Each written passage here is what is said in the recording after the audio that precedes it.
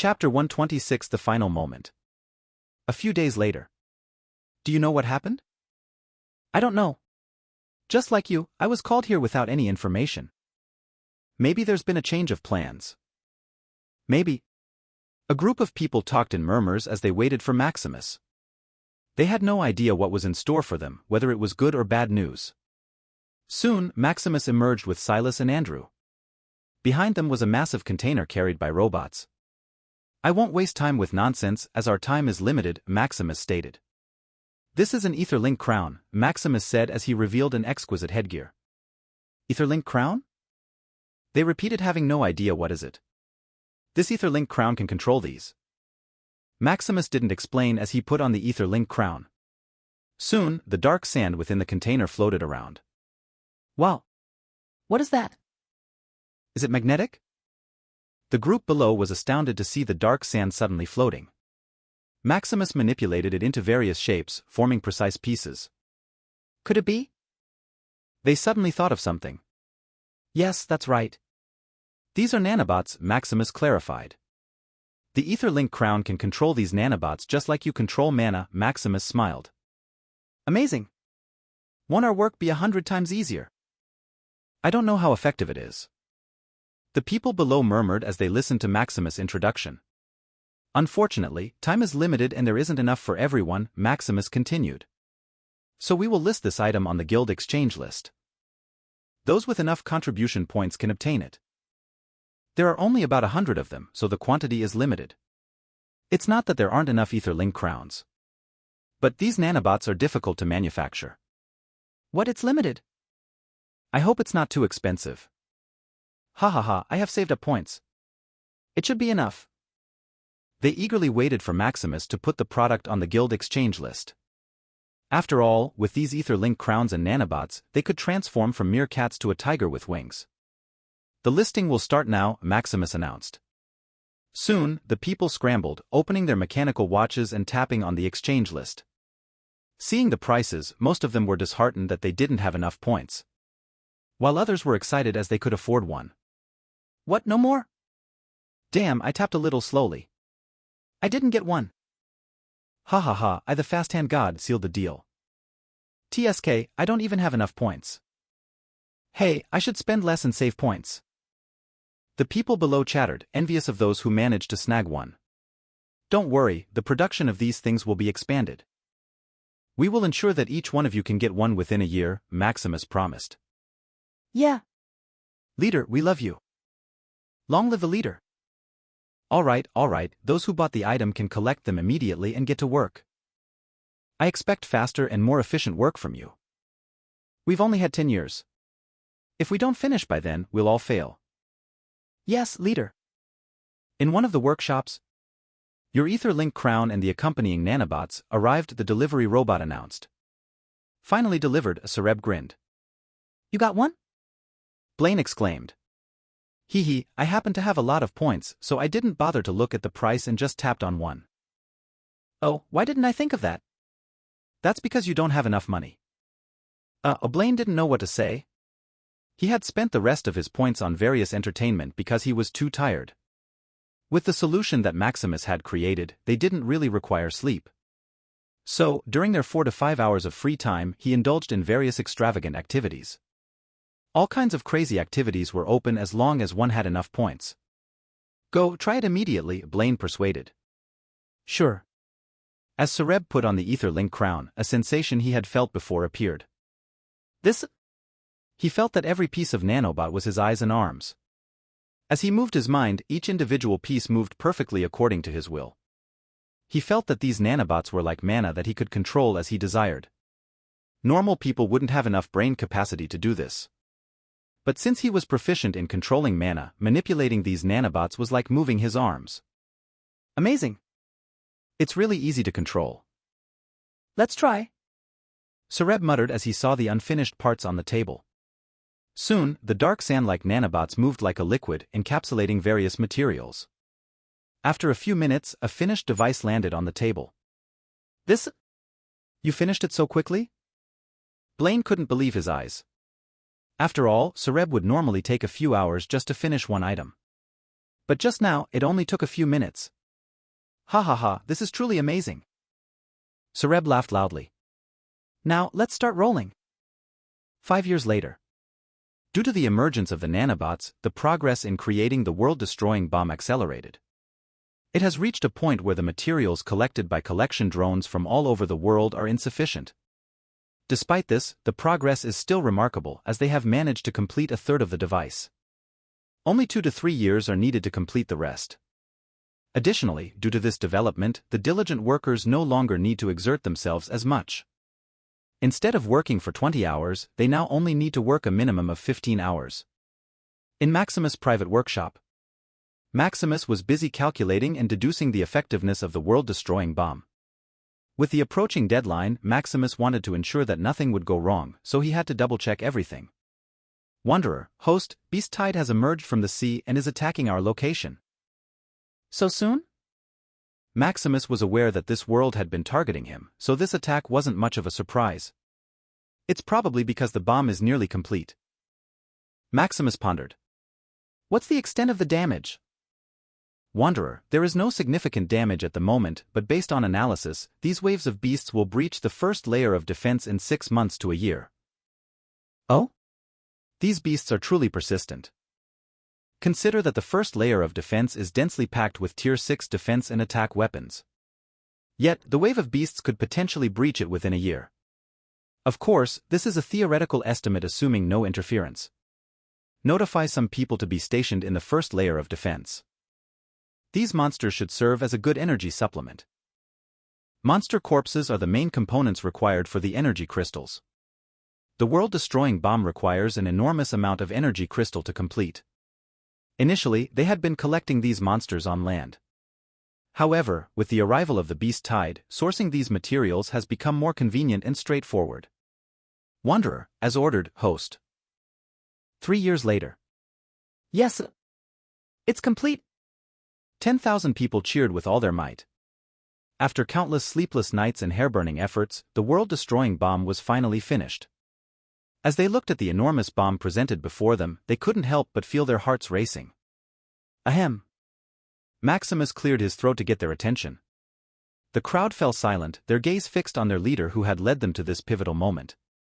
Thanks to all of you, we've completed the world-destroying bomb ahead of schedule.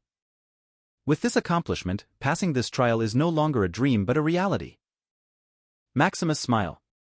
He was also elated that they finally completed this monumental task. Finally, we'll pass the trial.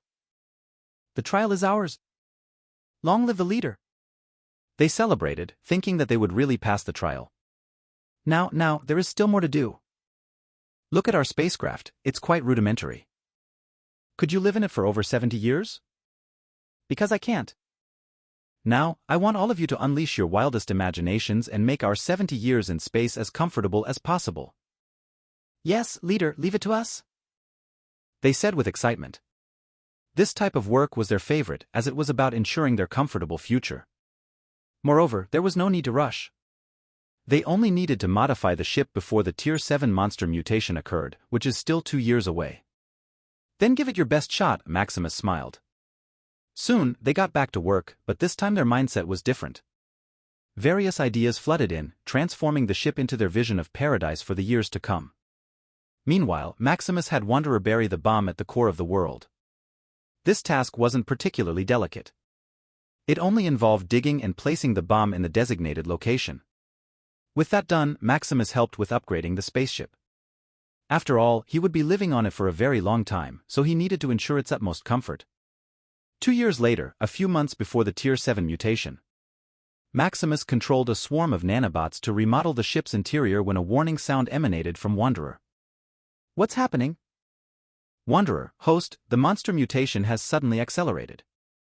Based on analysis, we have only about 3 hours left. This? Fortunately, everything is prepared, Maximus sighed in relief. The spaceship's frame had already been completed.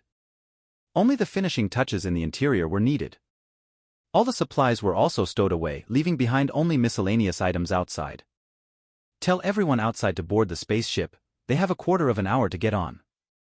Maximus was concerned that the mutation might accelerate further, leaving them no time to escape. After all, the world-destroying bomb was not to be taken lightly. Although it couldn't harm any Tier 7 creatures, those below would turn to dust within its range. Wanderer, understood, host. Soon, panic ensued among the people outside as they desperately rushed to their vehicles to return to the base. Due to this urgency, they managed to return in less than 10 minutes instead of the expected 15 minutes. Are they all on board, Wanderer? Wanderer, all of them have boarded the spacecraft, host. Then initiate Plan X. Initiating. The spacecraft soon lifted off, piercing through the atmosphere. After a few minutes of travel, the spaceship accelerated to speeds close to that of light. Back on the planet, the mutation accelerated once again, reducing the previously estimated hours to mere minutes. Fortunately, Wanderer had already activated the bomb. The bomb began to tick, signaling the impending doom of the world. 10, 9, 8, 7, 6, 5, 4, 3, 2, 1. Boom. Chapter 127 End of Trial. On the spaceship, Maximus and the crew watch on the screen as the world they were once in explodes. One by one, the probe cameras around the planet get destroyed and are automatically replaced by another one. Soon, the screen becomes blank with no other camera probe around the destroyed planet. We escaped, this is all their thought at this moment. Seeing the planet explode into pieces is both fascinating and heart-pounding at the same time. Does this mean that it's over? Yeah, right. We passed the trial. We passed the trial. We finally passed the trial. It finally dawned on them that without the monsters hunting on them, they passed the trial. After multiple repeated trials with hundreds to thousands of years of preparation, passing the trial is already within their sight. Thinking of the one who brought them to this, they swore to repay Maximus. In the monitoring room, Maximus looks at the explosion. As for the people celebrating, Maximus just glances at it.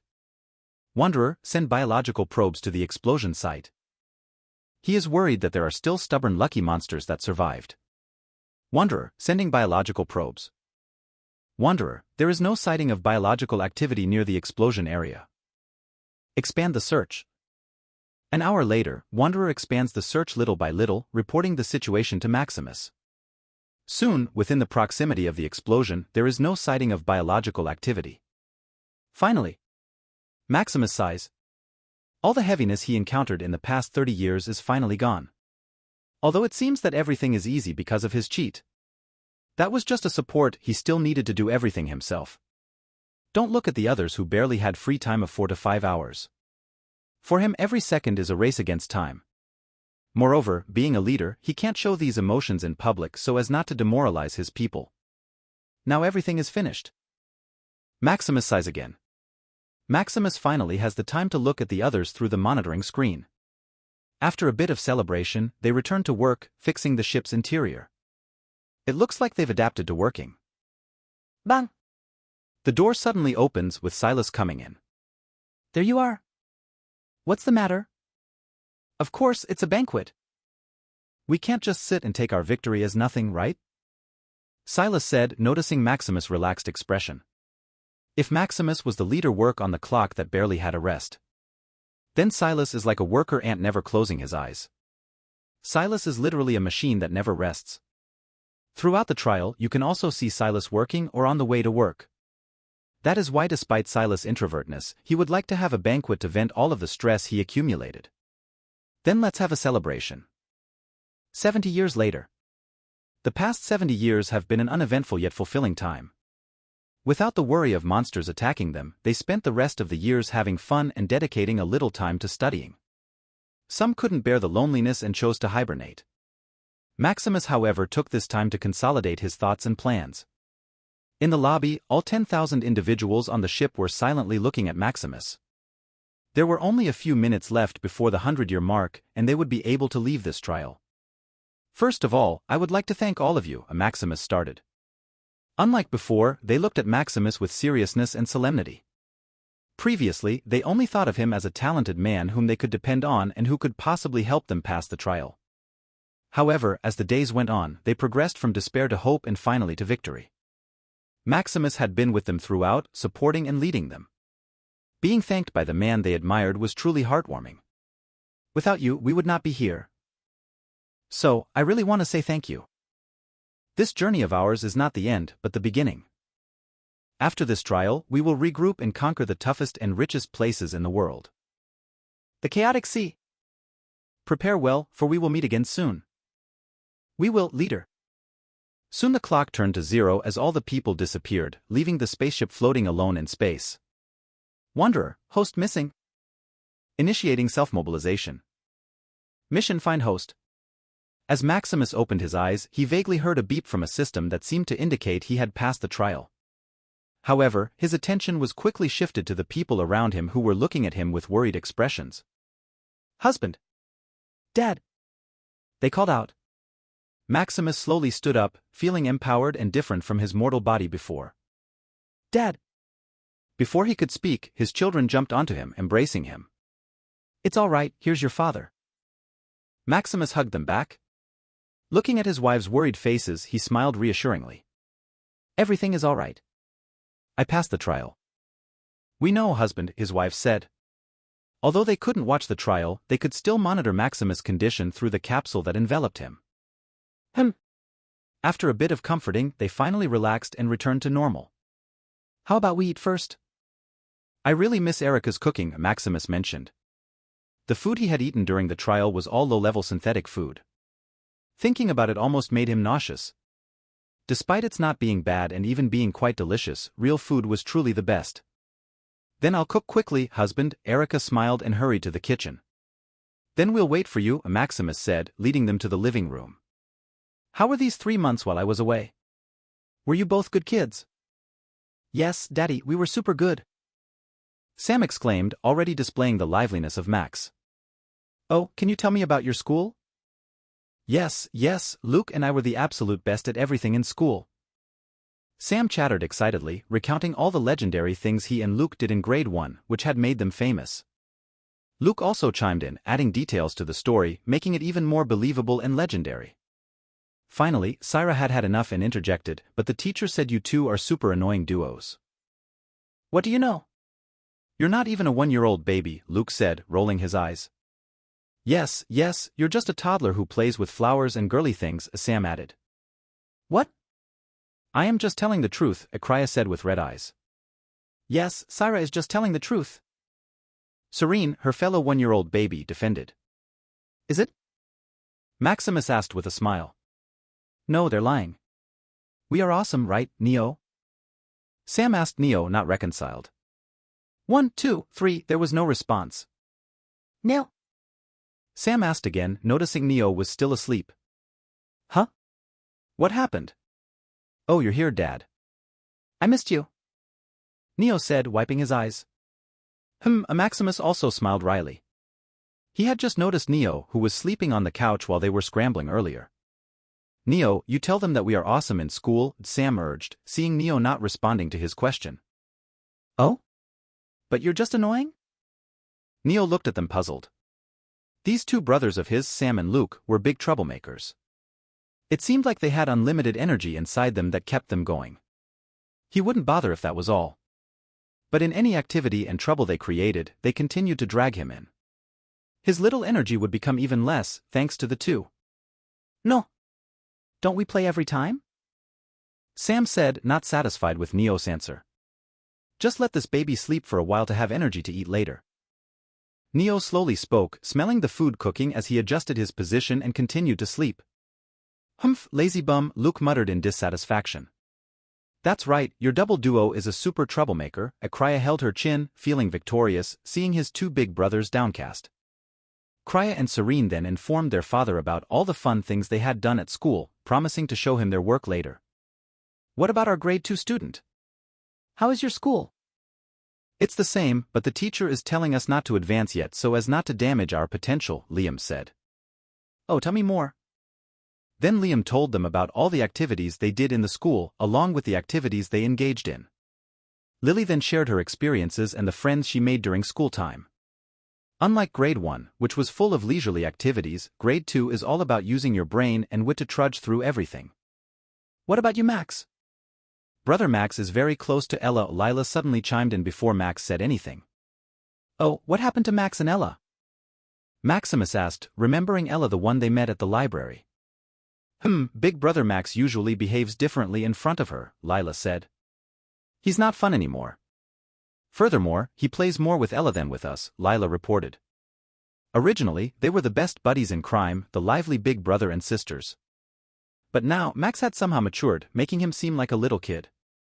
Oh, can you tell me about it, Max? Maximus asked, looking at Max fidgeting. It's because of brother Liam. He taught me these things. Max finally gave up and ratted out his brother. Liam? Yes, it's brother Liam.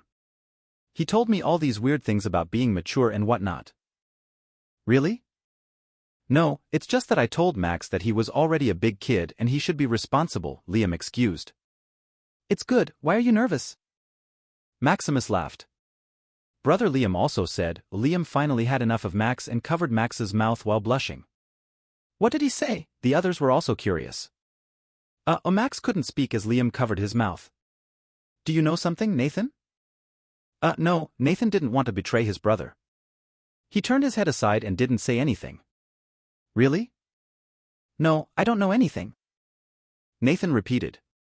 Oh, then that's fine. As they were talking, reminiscing about what had happened in the past 3 months, Erica called from the kitchen. The food is ready. Chapter 128 Core Student Status. At night, on the terrace. Let's see what this core student status is all about, Maximus muttered. Earlier, when he woke up from the trial, he noticed this prompt. However, because he was busy tending to his family, he only glanced at it. Core student status, privileges. 99.9% discount. Free building pass. Exclusive domain. Rule exception. Looking at the seemingly endless list of privileges, it took him a while to read it thoroughly. This? Awesome, Maximus unconsciously muttered. Basically, the core student status is the freest person in the academy. You can essentially do whatever you want at your discretion. With this, I have more confidence in the auction, Maximus muttered, gazing intently at the 99.9% discount. This seems to be similar to the discount for the official students and special students, but it's not. While official students get a 90% discount and special students get a 99% discount. This discount is only usable in the Institute exchange list and building usage. For core students, the 99.9% discount is valid throughout all of the Arcane continent. Essentially, the Institute will reimburse the students for their purchases regardless. This is equivalent to increasing the value of his money 1,000-fold. Of course, he can't sell the items he bought using the discount, but he can freely give them to anyone. It's really generous. All the suffering I've gone through was worth it, Maximus muttered, reflecting on his trial experience. Regarding the free building pass, it's straightforward, he can use any building free of charge. It may seem somewhat useless, but it is not. The elemental pool that he had visited with his family earlier was only a low-tier one that cost 10 credits without the discount.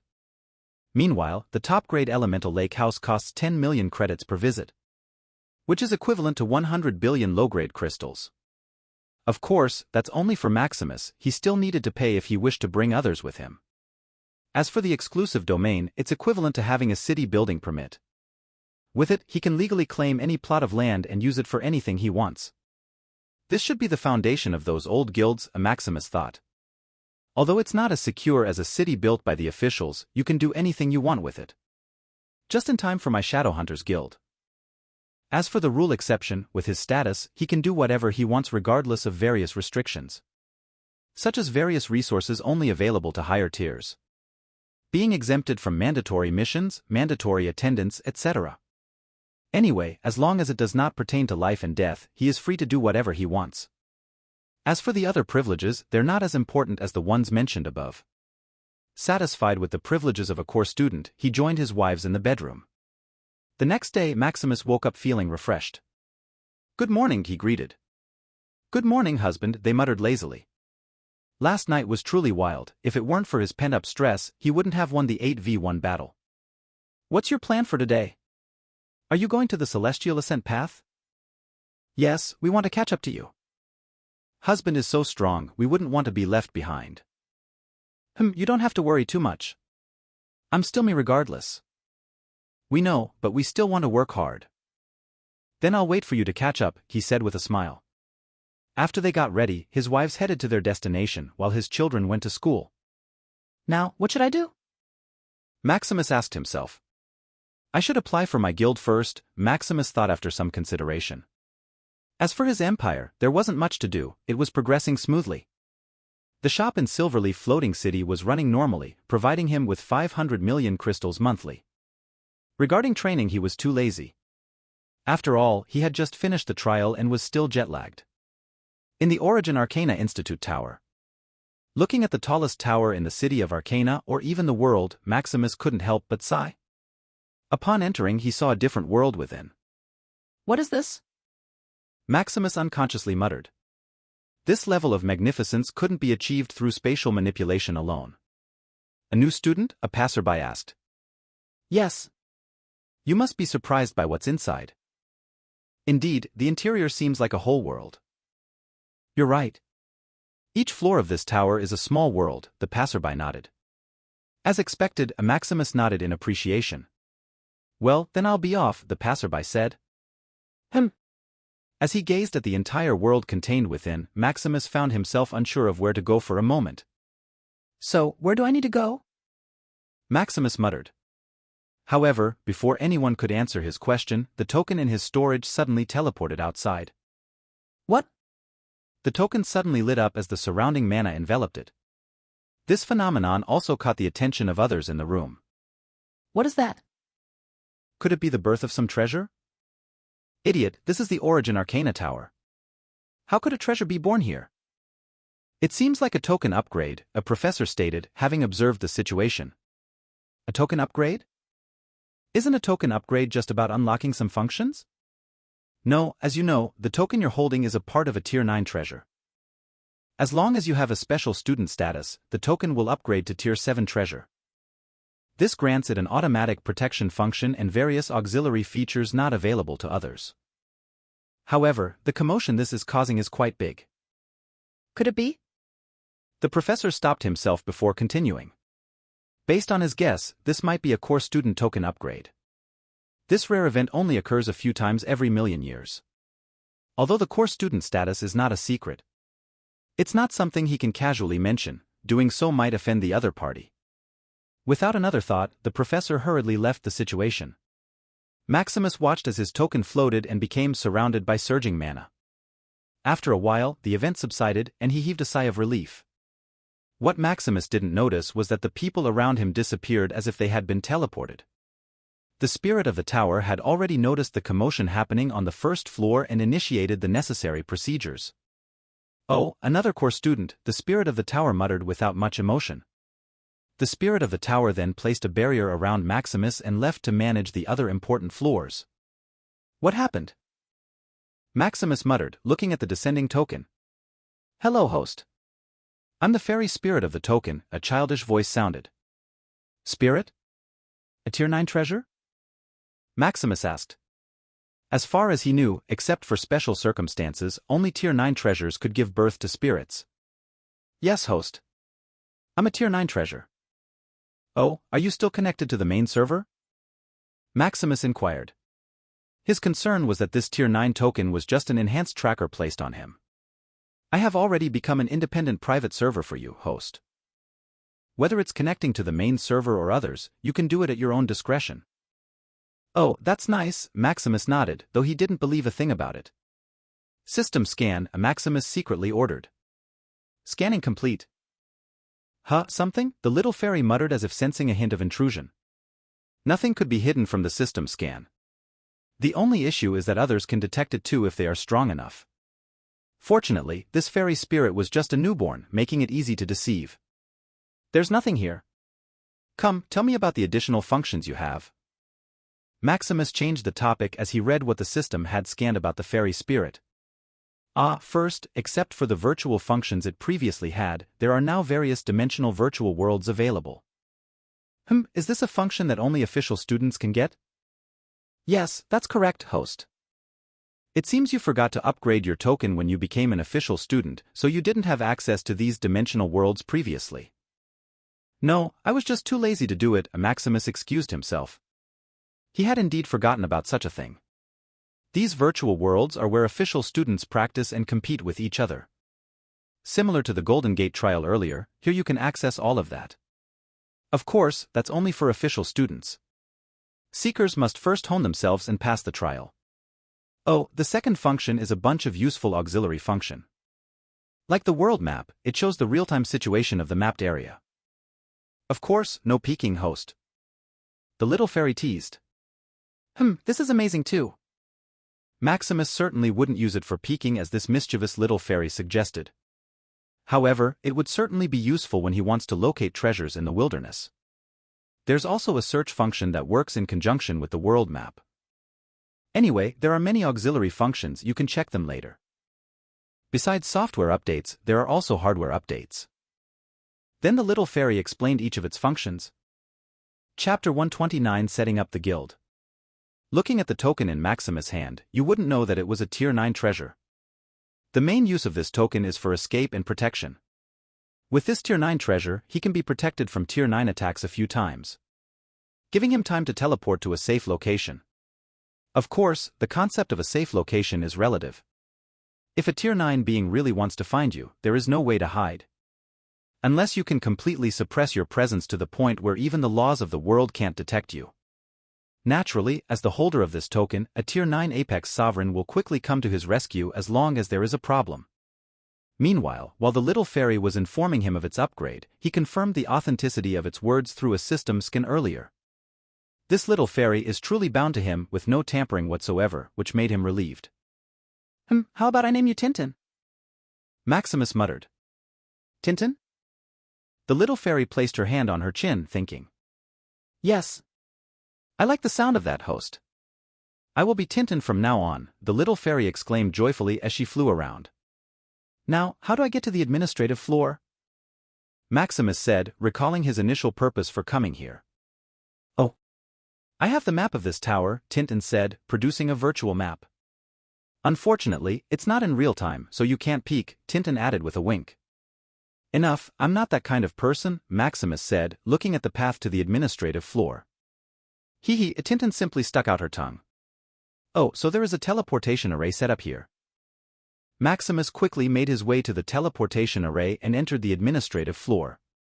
At the Origin Arcana Tower, administration floor. Gazing at the bustling crowd, he didn't know when to proceed for a moment. This floor, or should he say world, was filled with various stations that extended as far as the eye could see. This was where all kinds of administrative procedures in the whole arcane continent process. Host, should I lead you to the guild registering station? Sure, Maximus replied. Although he can look through the map himself, it's too bothersome. After navigating with Tintin's guidance, they finally arrived at the guild registration station. Hello, a student greeted him. In the Origin Arcana Institute, there were only two types of people, students and teachers. Teachers have a minimum of Tier 8 strength. And, seeing that the strength of the one who greeted him was only Tier 6, he assumed it was a student. I'm here to register my guild. Sure, but you need to be at least Tier 5 to register a guild, the student reminded him that he didn't meet the criteria. With Tintin, he qualifies, Tintin interjected, releasing her Tier 9 aura. Though it was powerless and fake, the aura was still quite intimidating. Spirit treasure? This time, the student was shocked. He initially thought it was just a pet, but upon feeling the aura it emanated, he realized it was the spirit of a treasure. After all, if it were a Tier 9 pet, the pressure alone would have overwhelmed him. You've? The student seemed to be thinking something but hesitated to confirm. That's right, I'm a core student, Maximus said with a smile. I'm sorry for my rudeness earlier, the student bowed. With Maximus' power, he could easily expel him from the institute. It's okay. Maximus didn't mind. Then please follow me. The student didn't linger and guided him to the highest reception room. Once inside, the student left quickly, walking out timidly. Maximus waited a few seconds until someone else entered. Hello, I'm Professor Hugh, a plump and cheerful man entered. Hello, I'm Maximus, Maximus smiled. I heard that you are here to set up a guild? Knowing that Maximus is a core student, Hugh was respectful. Yes. Do you already know how guilds work? No, please tell me. Well then, guilds are divided from the lowest to the highest rank, from rank 1 to rank 9. Guild rank is determined by the strength and influence of a guild. As for the benefits, Hugh began to explain the benefits according to guild ranks. First, there's the discount available to all members.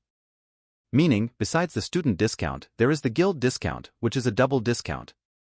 Second, there's a tax discount for doing business all over the Arcane continent. Don't think that if you don't join the EGCC, you don't need to pay taxes. The EGCC is just a shareholder, receiving a percentage of your profit. The primary tax comes from the owner of the domain, the apex sovereign in charge.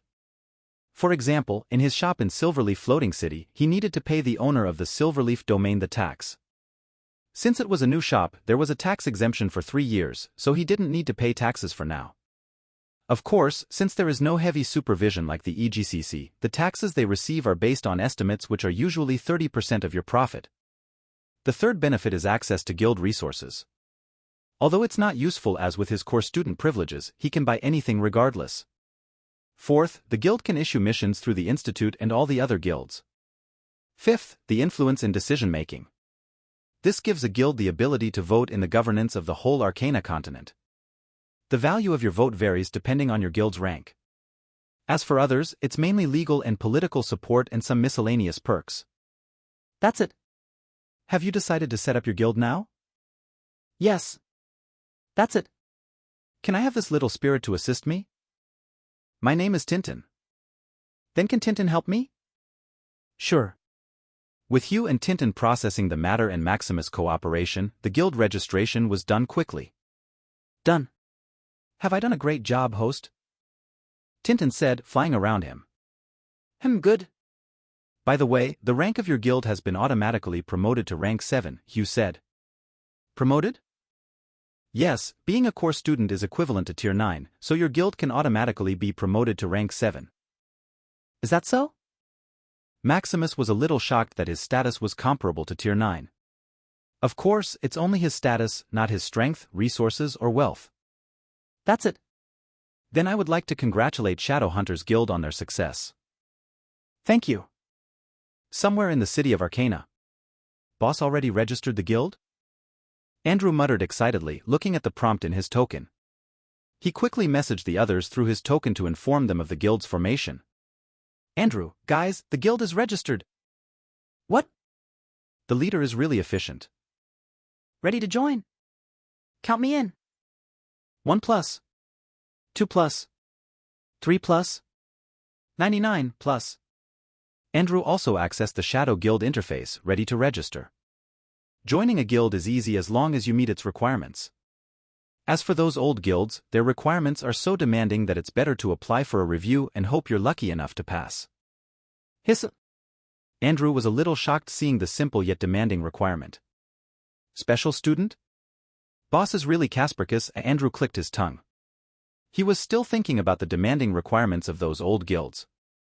But upon seeing his boss's requirements, he could only say, awesome. At least Seeker and official students could join those old guilds if they were lucky.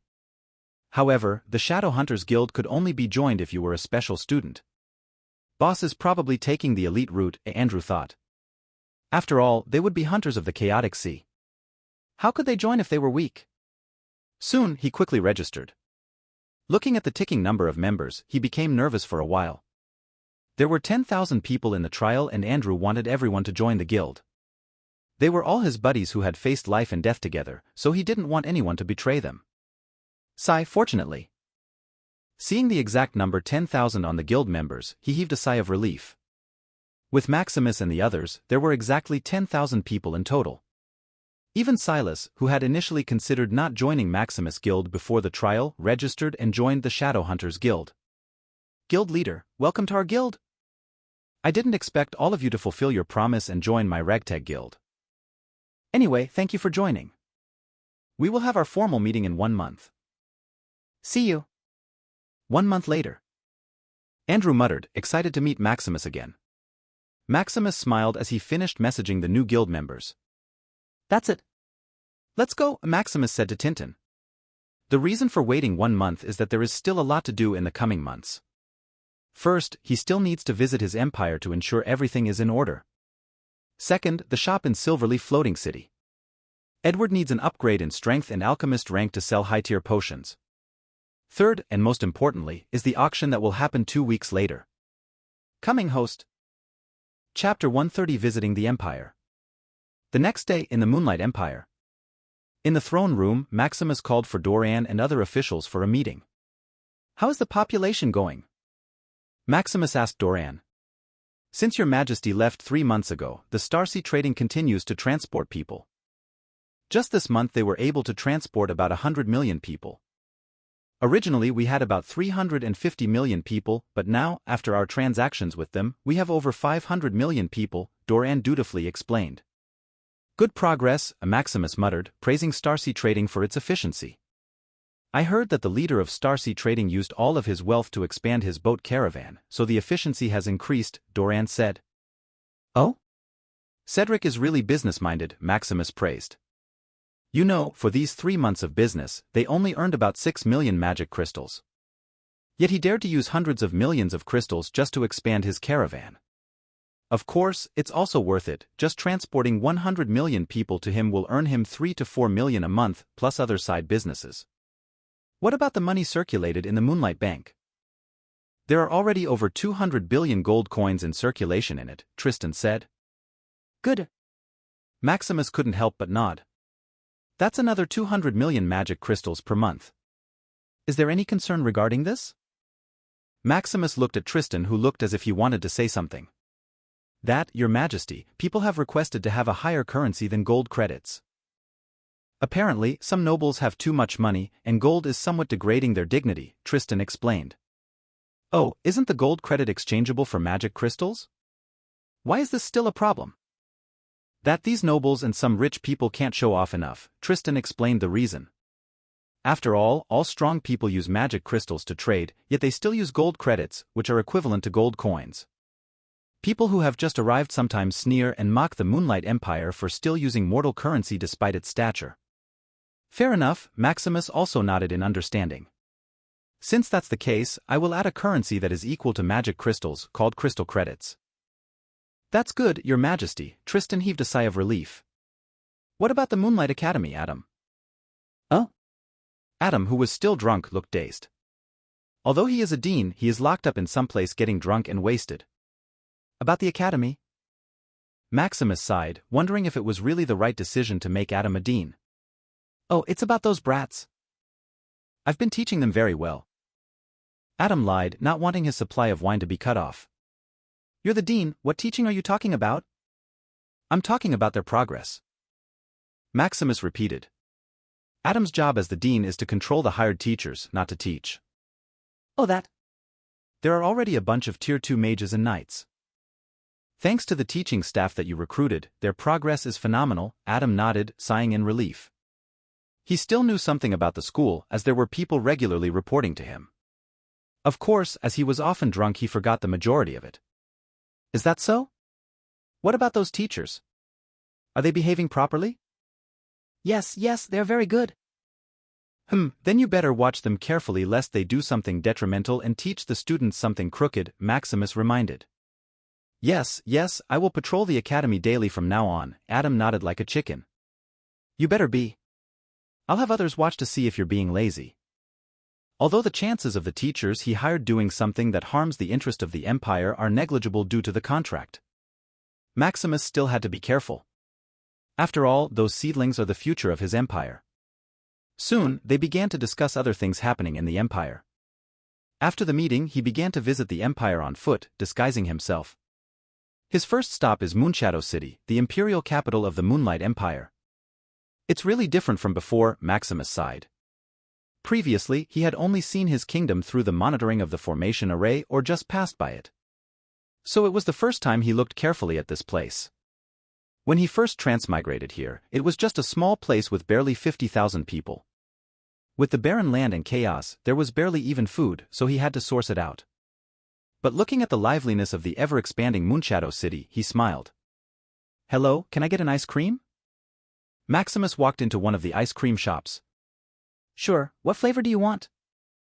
Just the chocolate one. You're really keen, sir.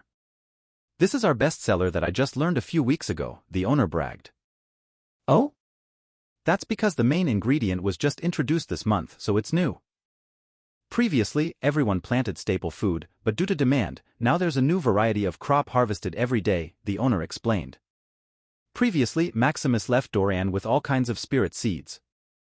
However, people preferred to plant easier and more familiar crops that they knew and had tasted. Now, after a few months have passed, people have moved on and tried all kinds of crops that they fancy. Anyway, the Empire will buy them regardless, as long as they are able to plant them.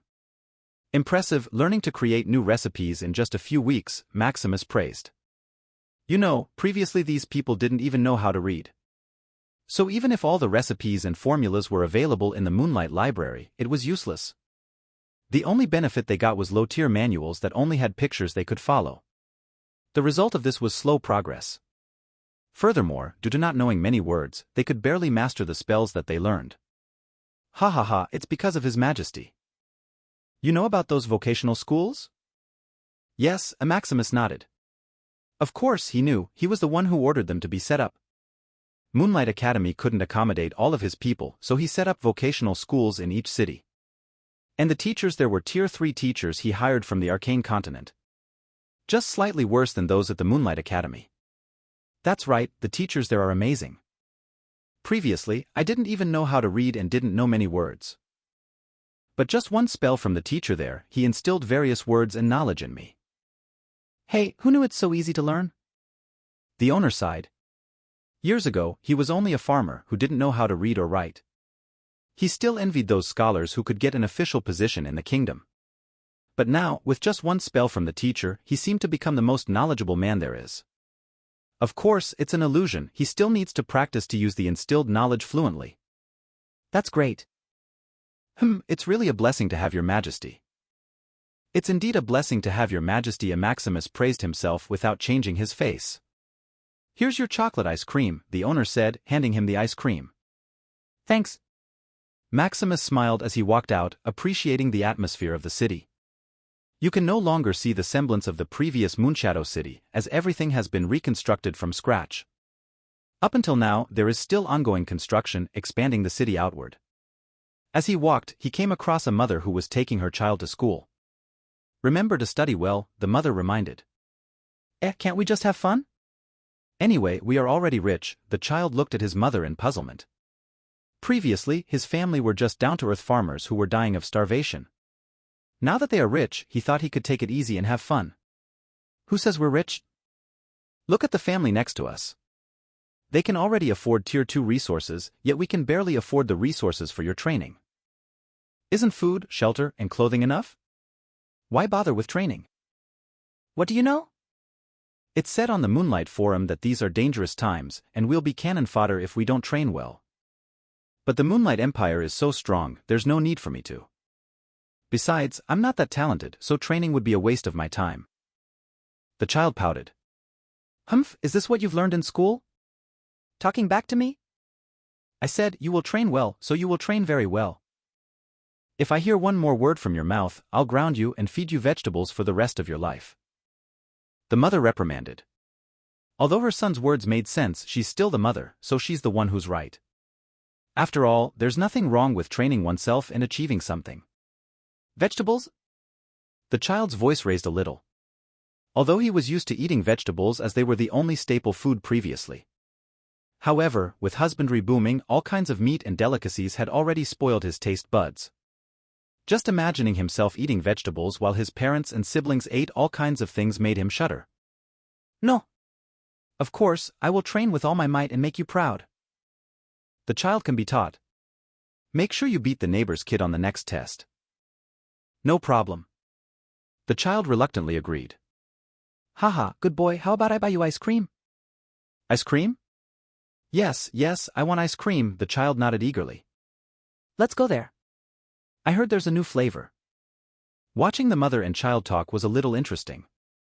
Previously, when Maximus walked around the city, the most common topic of conversation was whether they could eat their next meal. Now, it's still the same, but instead, they're talking about what to eat next.